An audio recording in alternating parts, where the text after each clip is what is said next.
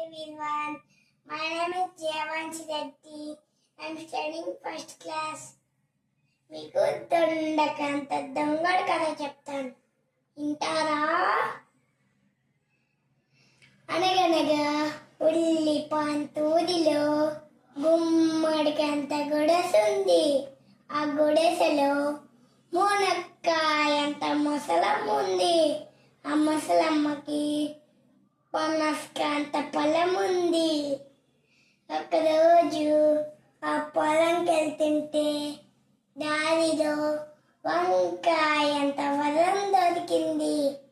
ఆ వరాన్ని పాలకూరంత పేపర్లో చుట్టుకొని ఇంటికెళ్ళి బీరకంత బీరువాను ఓపెన్ చేసి ఆ వంకాయంత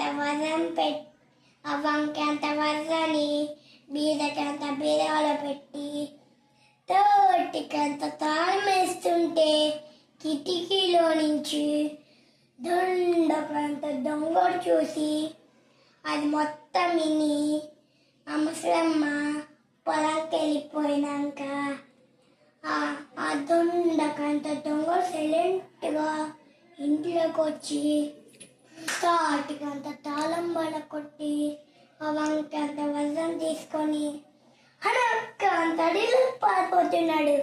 ఆ ముసలమ్మ చూసి ఏం చేయాలో అర్థం కాకుండా దగ్గరలో ఉండే పోలీస్ స్టేషన్కి వెళ్ళింది. అక్కడ పొట్లకాయంత పోలీస్ ఉన్నాడు.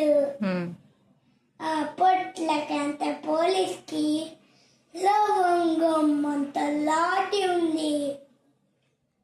ఆ ముసలమ్మ పొట్లకాయంత పోలీస్ దొండకంత దొంగడు మంటలోకి వచ్చి బీరువాను తాటికంత తాళం పట్టి బీరకంత బీరువాను ఓపెన్ చేసి నా వంకాయంత వజం తీసుకొని అంత డిలప్పాడిపోయాడని చెప్పింది.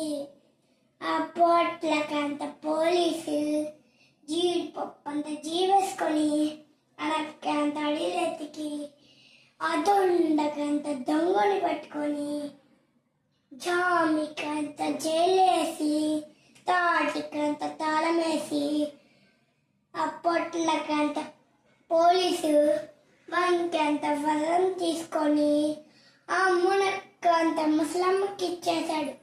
మీకు ఈ కూరగాయల కథ నచ్చిందా? ఈ కూరగాయలను తింటే స్ట్రాంగ్ అవుతారు. Thank you.